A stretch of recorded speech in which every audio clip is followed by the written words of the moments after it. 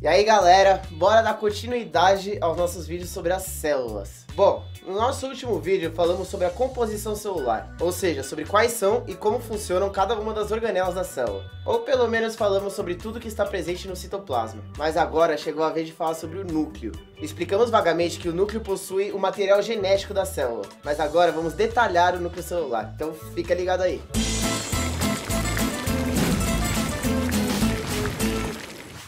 O núcleo da célula é dividido em 4 componentes: a carioteca, a cariolinfa, a cromatina e o nucleolo. Vamos começar pela carioteca. A carioteca é uma espécie de envelope que delimita o núcleo da célula. Mas não se engane, ela não é a mesma coisa que a membrana celular para o núcleo. Na real, a carioteca é uma estrutura constituída por duas membranas lipoproteicas justapostas. E seu interior é formado por uma lâmina de filamentos proteicos. Tem partes da carioteca em que as duas membranas se fundem, formando os poros. Por meio dos poros, a carioteca realiza a troca de substâncias entre o núcleo e o citoplasma. Já a lâmina, que forra a parte interna da carioteca, é responsável por dar suporte à carioteca e organizar os cromossomos do núcleo. E agora vamos à cariolinfa, que também pode ser chamada de nucleoplasma. A cariolinfa nada mais é que uma substância aquosa que envolve a cromatina e os nucleolos. Ou seja, mais ou menos a mesma coisa que um citoplasma nuclear. Simples, rápido e fácil de lembrar. Já a cromatina é o conjunto de cromossomos que estão no núcleo celular. Certa vez, os cientistas perceberam que algumas partes da cromatina ficavam mais coradas do que as outras,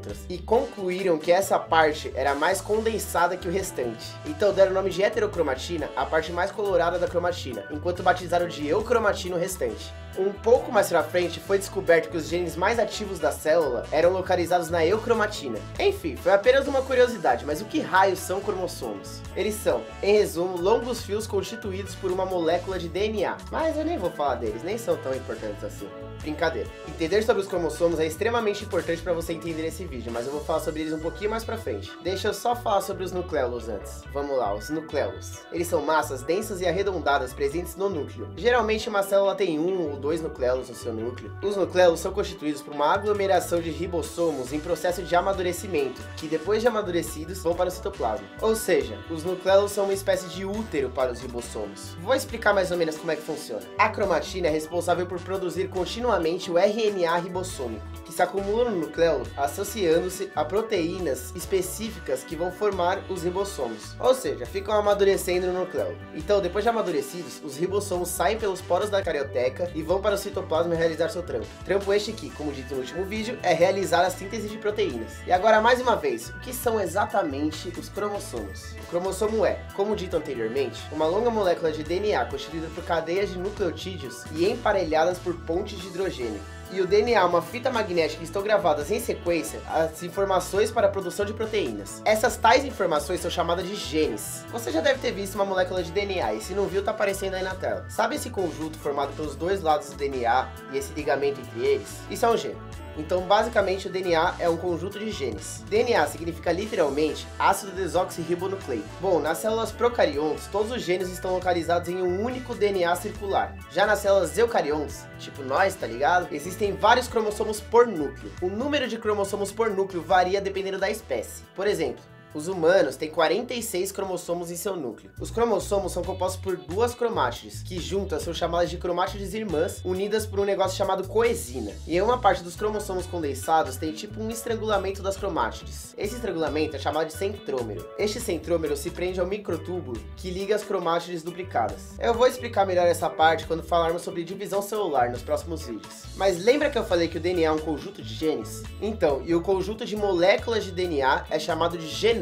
O genoma contém todos os genes e sequências de bases nitrogenadas da espécie em questão. E para cada espécie existe uma constituição de genomas. Por exemplo, nos seres humanos, o genoma é composto por 24 moléculas de DNA, ou seja, 22 autossomos e os cromossomos sexuais, que são 2. Vou explicar. Quando seus pais transaram, assim, você foi gerado, a junção do espermatozoide com o óvulo formou o zigoto, que seria a primeira célula do novo ser. No caso, você. O óvulo presente na sua formação possuía 22 autossomos e mais um cromossomo sexual X, X. O espermatozoide presente nessa reprodução possuía 22 autossomos e mais um cromossomo sexual que pode ser X ou Y. E é nesse cromossomo sexual do espermatozoide que é definido o sexo do bebê. Pois veja bem, os 22 cromossomos do óvulo e os 22 cromossomos do espermatozoide se juntam, formando os 22 pares de autossomos do zigoto. E os cromossomos sexuais também se juntam, ou seja, o cromossomo X do óvulo se junta com o cromossomo X ou Y do espermatozoide. Sendo assim, o par de cromossomos sexuais do zigoto pode ser tanto XX quanto XY.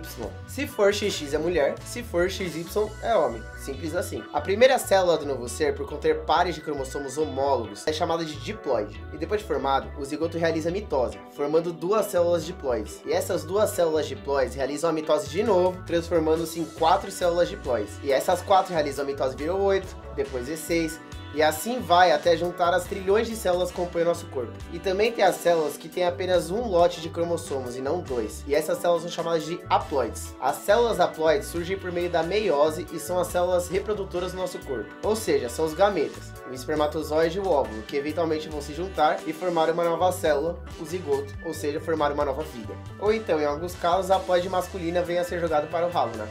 Mas o que são essas tais mitose e meiose que você falou? Bom, isso vocês vão descobrir no próximo vídeo. Então é isso aí, galera. Espero que vocês tenham gostado de aprender um pouco mais sobre as células, a divisão celular e tal. E se você gostou, deixa o like aí pra gente. Se você não gostou, tem alguma dúvida, ou quiser fazer algum elogio, alguma sugestão, pode deixar aí nos comentários que nós vamos ler, nós vamos responder. Se você quiser dar uma ajudinha pra gente, pra continuarmos produzindo conteúdo pra vocês, acesse o nosso crowdfunding e deixa aquela ajudinha aí. Tá aparecendo aqui na tela, é apoia.se/canal Revisão. Siga-nos também nas nossas redes sociais. Nós temos Facebook, Twitter, Instagram. E se vocês quiserem também escutar nossas aulas, tem preguiça de assistir, assim, só quer ouvir, acesse o nosso podcast que está aparecendo aqui na descrição. Acesse ali a nossa descrição do vídeo que o podcast vai estar lá. Garanto que vale a pena visitar. É isso aí, galera. Valeu!